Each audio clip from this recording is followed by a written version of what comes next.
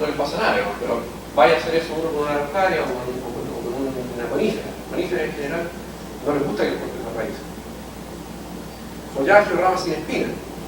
Eso nos descarta especies muy buenas, como la Violeriza creacantha, una especie maravillosa, una especie que es muy sana, de rápido crecimiento, tiene un follaje muy agradable y permite crecer en concordancia con un césped, que permite pasar la luz perfecta, es una especie leguminosa que mejora los suelos,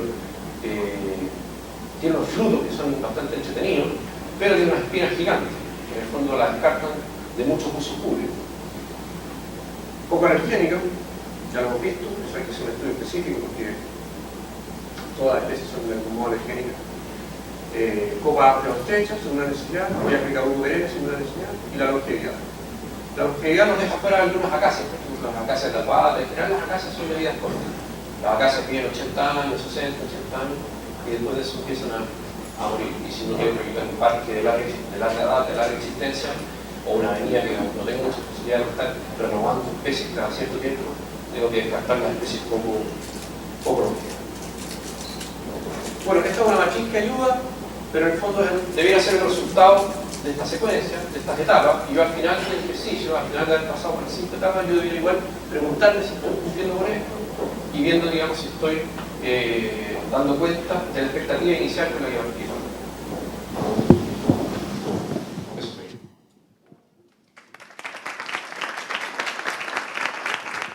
Gracias. Se dijo que habían algunas especies nativas, 80 especies creo, que era para todo Chile, que se habían probado en el ámbito urbano. ¿Sí? Pero yo quisiera saber... Mira, no, hay 80 especies nativas arbóreas, pero no necesariamente las 80 se han probado en ámbito urbano, no. Ya. Y de esas que se probaron, una cosa es cómo andan en vivero, pero otra cosa es cómo andan en el ámbito urbano, con la polución, con los ventarrones, con todo el entorno que implica el ámbito urbano.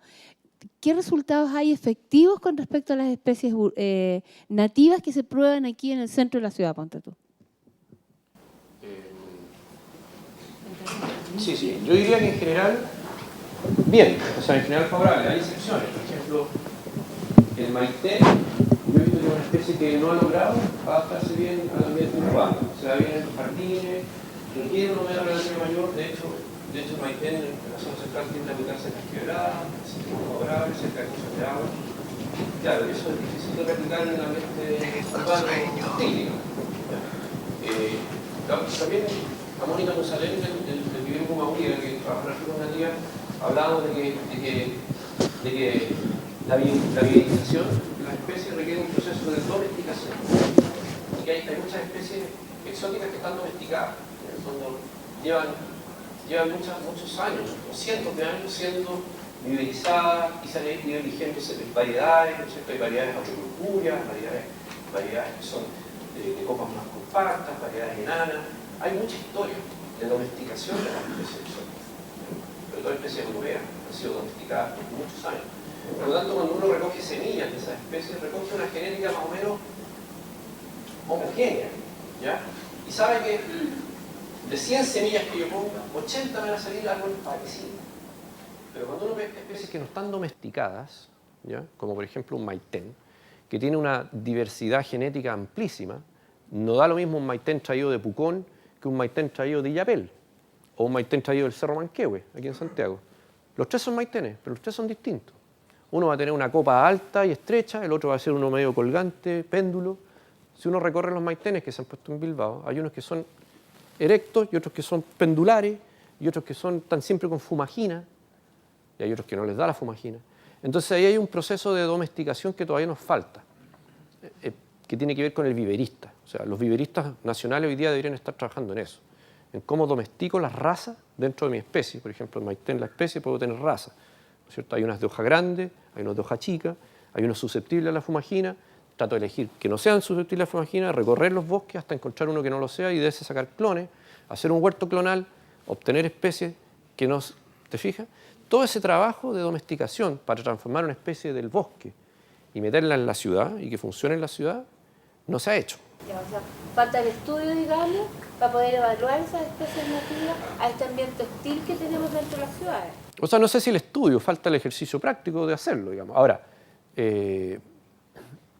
eso te estoy dando un ejemplo de algo que, por ejemplo, no funciona aquí en el Maitén. O, por ejemplo, a veces los bellotos. Los bellotos son especies que necesitan sombra cuando pequeños, pero necesitan sol cuando son grandes. Entonces, ¿cómo replico esa conducta ecológica? ¿Cómo la replico en la ciudad? ¿Le pongo un paragüita cuando son chicos? No puedo. Se lo van a robar al día siguiente. Entonces, ¿qué pasa? Tú lo plantas en un bandejón central, le llega sol todo el día y el árbol le cuesta crecer. Va a crecer 40 centímetros por año. Pero si ese mismo belloto yo lo pudiera poner bajo sombra, o en las condiciones que yo les decía, donde la proyección de los edificios genera sombra permanente, probablemente va a crecer mucho más rápido al comienzo, pero va a llegar un momento en que se vuelve intolerante a la sombra, necesita sol. ¿Y cómo le voy a poder dar esas condiciones? Ahora, lo que sí hemos visto es que el pimiento anda muy bien, el quillay anda muy bien, el peumo anda muy bien. Estoy hablando de la zona central. Ahora, si uno se va hacia el sur, en Temuco han probado prácticamente todos los robles, andan todos bien, los notofagus, los coigües andan extraordinarios, los avellanos, uno ve que en esa zona plantan de todo, y canelo, notro. El notro es una especie maravillosa, ¿no es cierto?, que da una floración pero preciosa, y está desde Concepción al sur, he visto notros y funcionan bien. ¿Por qué usted cree que el jacarandá, que es un árbol de naturalmente 800 milímetros, no se da nunca en menos de 600? Acá en Santiago con 300 se da también sin riego en muchas partes de la ciudad. ¿Sin riego? Yo al menos no he visto crecer jacarandá en la ciudad sin riego. O quizás se llegue a dar con 300 milímetros, pero no sé si exprese todo su potencial, su floración abundante. Yo lo que he visto es que donde da esas floraciones llamativas, sobresalientes, en el Parque Bustamante, en la avenida Eleodoro Yáñez, en el parque, la Plaza Perú, etcétera, es porque recibe bastante riego y los suelos son relativamente buenos. No lo he visto así crecer en condiciones que esté abandonado, digamos. Pero puede ser, podría ser, digamos. O sea, pasar de 600 milímetros a 300 milímetros no es tan terrible, digamos, depende del año. Probablemente es más terrible pasar de 1200, 1500 milímetros, que requiere un acernegundo, que requiere un tulipero, a 300. Eso sí es más dramático, digamos.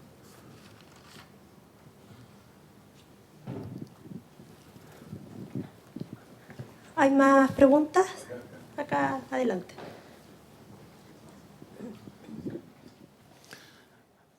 Hola, buena la presentación. Está como clarita para ordenarse en lo que uno tiene que trabajar a lo mejor para seleccionar las especies. Una consulta, tú dijiste que ni las especies exóticas ni las nativas tenían problemas de levante de vereda. Me gustaría que te pudieras explayar un poco más sobre eso. ¿Qué se puede hacer? ¿Qué recomendaciones das para evitar que se produzca lo que la comunidad más demanda, digamos? Que es por lo que solicita extraer árboles, que le está levantando la vereda, que se está metiendo las raíces dentro de las cañerías. ¿Y cuál es el ancho mínimo que tú recomiendas de platabanda para poder plantar un árbol? Porque el loteo generalmente en las comunas, en la zona de expansión, hay veces que nos encontramos con 20 centímetros solamente que tenemos entre la vereda y la solera. O 30 centímetros, yo no sé qué se puede plantar ahí. ¿Qué nos puedes recomendar tú? Sí, mira, el tema de... Tú tocaste dos temas. Uno es la búsqueda de las raíces que empiezan a buscar tuberías. Eso claro, eso es propio de los álamos, de los sauces o de otras especies que requieren abundantes cantidades de agua y las buscan a como de lugar. Y la verdad es que yo creo que pasa por la selección de especies. O sea, si tú tienes un sistema de tubería residencial cercano, yo creo que también hay que pensar en tal vez evitar esas especies que son muy agresivas en la exploración radicular, ¿vale? Ahora, esas especies agresivas van a ir a buscar agua en la medida que no tengan agua donde están, digamos. ¿Te fijas? Si tienen agua donde están, no van a ir a buscar agua. O sea, nosotros lo hemos constatado. La otra vez estuve en una parcela que habían plantado unos árboles sobre la matriz de riego, una matriz de riego agrícola, que estaba a 1,5 metros de profundidad, y sobre esa matriz habían plantado árboles. Entonces, una persona nos dijo: yo tengo miedo de que estos árboles me estén rompiendo la tubería, una tubería de plástico, de PVC. Hagamos una calicata. Hicimos un hoyo y no habían raíces en la tubería. Las raíces estaban todas metidas en el cultivo. A la orilla de esta tubería matriz estaban las líneas de riego por goteo, ¿ya? Y todas las raíces de este árbol estaban todas para allá. pero no están en la matriz. ¿Te fijas? O sea, no es que a los árboles les guste romper matrices. Los árboles andan detrás del agua. Si la matriz tiene una fuga, una gotera, por ahí se va a meter una raíz. Sí. Pero si la matriz no tiene nada, muy difícil que un árbol penetre con un taladro, digamos, una matriz. No lo hacen. Pero sí van a ir donde está el agua. Ahora, los árboles que necesitan más agua van a tener una actitud más agresiva en ese sentido. Y los árboles que no necesitan tanta agua, como los árboles nativos del lugar donde estemos trabajando, no van a tener esa conducta agresiva, porque con lo que tienen están bien. Ahora, respecto de cómo evitar que levanten vereda, yo creo que lo fundamental es hacer una casilla profunda, lo más profunda posible. Porque si yo le hago una casilla de esta profundidad, porque ahí cabe perfectamente el árbol del vivero, y abajo está compactado, y debajo de eso hay un pedazo de cemento que quedó de la construcción, y todo, el árbol, claro, va a topar contra el fondo y va a empezar a ir hacia los lados. Y lo más probable es que levante la vereda un poco más allá. Pero si yo me preocupo al momento de plantar, asegurarme que la casilla sea profunda, ojalá con un barreno. O sea, lo ideal sería hacer una casilla que primero retirara el material más grueso y después meterle un barreno. De estos barrenos hay unos barrenos que son portátiles, que traen aquí un motor, y hacerle un barrenazo para abajo de 1 metro, te aseguro que la raíz se va a ir 1 metro para abajo.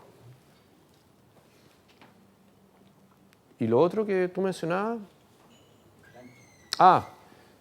sobre eso no hay recetas. Yo diría que lo que habría que hacer es reformular el diseño de estos espacios. O sea, yo creo que hay que reformular el diseño que se le da a estos pequeños espacios de 20 centímetros. O sea, ¿qué utilidad tienen, digamos? De repente es mejor dejar la calzada completa y hacer una casilla para los árboles, en vez de dejar una franja de 20 centímetros inútil, o que siempre va a estar generando problemas, de repente eliminarlo. Pero yo no sé eso ya entramos en otro ámbito, que son exigencias del serbio, o del mismo, no sé, del serbio. Pero yo partiría por ahí, partiría por modificar el problema de origen, no por cómo le encuentro solución a una cuestión que no tiene mucho sentido, digamos. Pues si no, terminaríamos plantando unos puros crespones nomás. O sea, no me imagino otra planta que pueda andar en ese pequeño espacio que no haya un crespón, digamos. ¿Qué otra especie puede tener un tronco delgadito? No hay mucho que elegir para 20 centímetros, digamos, o 30. Tal vez es mejor reformular los espacios, digamos. Ok. ¿Más preguntas? Esa allá atrás, la última. Allá, por favor.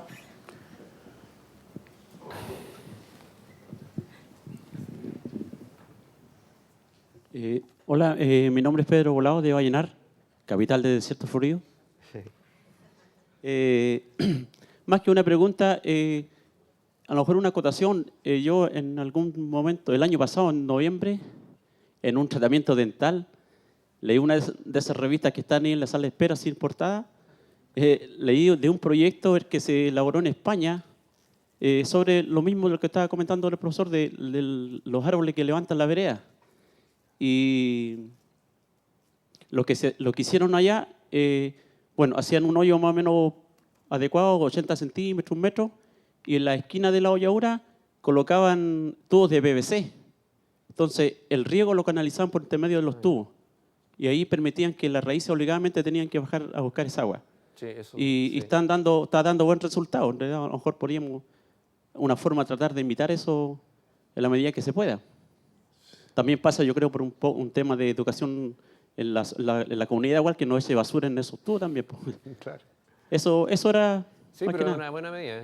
Eso también yo lo he visto en otras partes del mundo. En Europa hacen eso también. No sé si es para maximizar el aprovechamiento del agua, para llevar el agua justamente hacia la zona raíz y que no se pierda por evaporación en la parte superficial.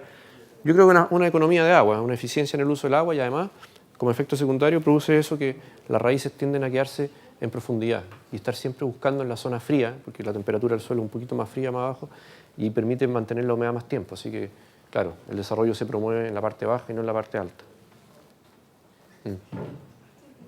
Gracias, Daniel. Le damos las gracias a Daniel Green por su exposición.